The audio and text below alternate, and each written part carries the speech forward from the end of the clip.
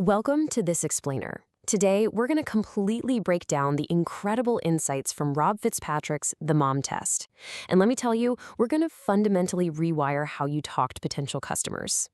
If you've ever felt like you're building products in the dark, just getting endless mixed signals from your market, well, this framework is going to be an absolute game changer for you. So let's hook straight into the main problem.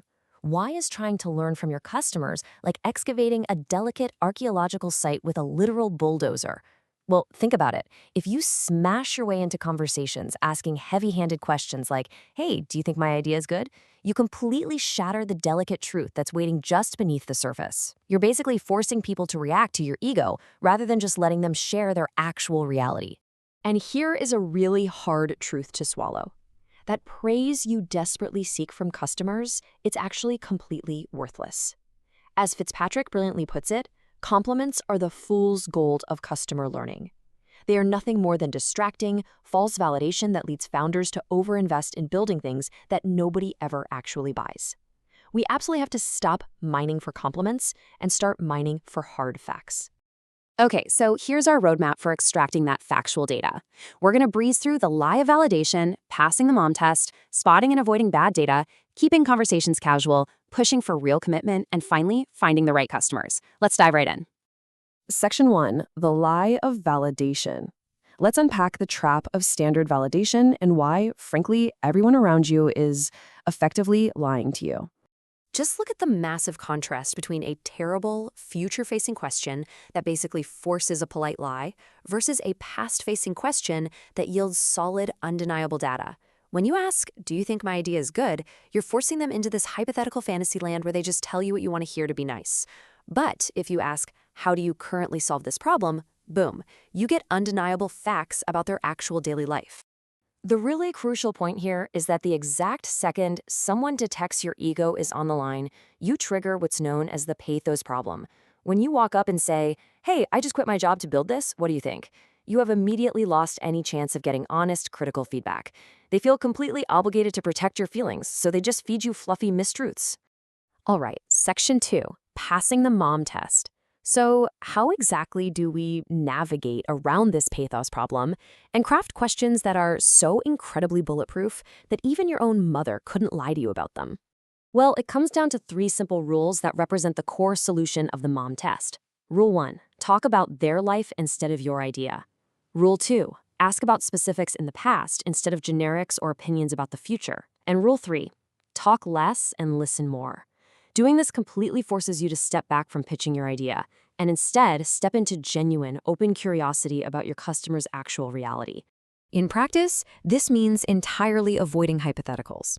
Asking what someone would do invites wildly optimistic lies because, let's face it, people are notoriously terrible at predicting their own future actions. Instead, ask them to literally walk you through a past event. You want a gritty documentary of their actual life, not some glossy sci-fi movie of their future. And you know what? The exact same logic applies to pricing. Everyone absolutely loves to say they'd paid $20 a month for your cool new app, right up until it actually exists and it's time to swipe their credit card. To get accurate data, you have to anchor their financial worldview to what they are already actively spending money on right now. Because if a problem isn't costing them a dime today, there's no way they're going to pay you to fix it tomorrow. Moving on to Section 3, spotting and avoiding bad data. Look, even with the best questions in the world, you are inevitably going to encounter bad data. So we need to know exactly how to spot it and deflect it the second it pops up. Whenever you encounter these 3 specific types of bad data, your internal alarms should be ringing loudly. First, politely deflect compliments. They are just the broken trophy of validation.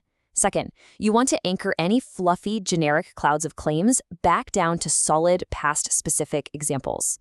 And third, dig beneath their tangled feature ideas to understand the real root cause of their struggle. If a customer asks for a feature, don't just build it. Ask them why they want it and what it would actually allow them to do.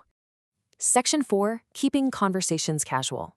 Now that you know exactly what to ask, we really need to talk about the setting, because over-formalizing these early chats, it's a massive, massive trap. Seriously, skip the calendar invites. If it feels like a customer is doing you a massive favor just by taking the time to talk to you, the environment is way too formal. Setting up some stiff 60-minute boardroom meeting instantly introduces pressure and biases into the entire discussion. Honestly, a casual 5-minute chat while you're just grabbing a coffee can often uncover so much more truth. If you find yourself doing this, you're suffering from what's called the meeting anti-pattern. Stripping all that pomp and circumstance away from your customer conversations allows you to gather fast, incredibly lightweight insights without triggering their defensive sales pitch filters. Remember, if they know you are there to pitch, they're just going to tell you exactly what you want to hear so they can leave. Okay, Section 5, pushing for real commitment. So once you have learned about their actual problems and you slowly start introducing your product, you have to force a decision to see if they genuinely care. You absolutely must avoid friend-zoning your startup with zombie leads. These are literally the worst.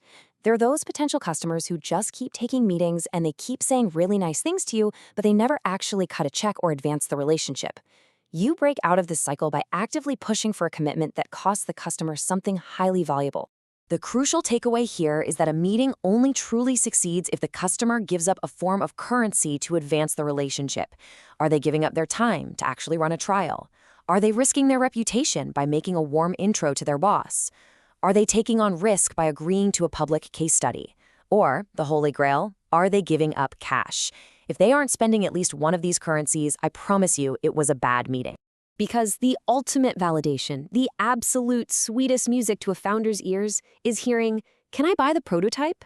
If you are solving a genuinely severe, agonizing problem, an early evangelist customer isn't going to just offer you empty compliments.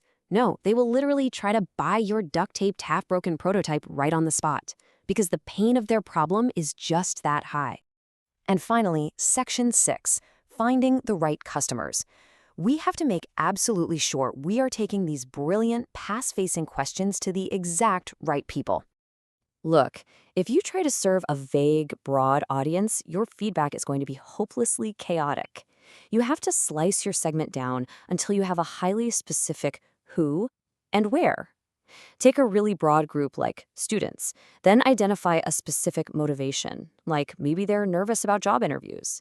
Then find an existing behavior linked to that, like attending Toastmasters meetups. Boom, now you know exactly who to talk to and exactly where to find them in the real world. But listen, as you approach them, you have to avoid the premature zoom. You want to start the conversation broad, just to see if they actually care organically, before you zoom in on a specific problem area. If you zoom in way too quickly on some petty annoyance that they don't actually care enough to fix, you're going to gather a mountain of false positives that will lead your startup straight into a brick wall. So I want you to think back to your most recent customer conversation and ask yourself this one final question. Are you relying on hard, undeniable facts, or are you just out there mining for fool's gold? Mastering the mom test is the only way to ensure your startup survives actual contact with reality. Try bringing these exact techniques into your very next conversation. Thanks so much for joining me on this explainer, and keep learning.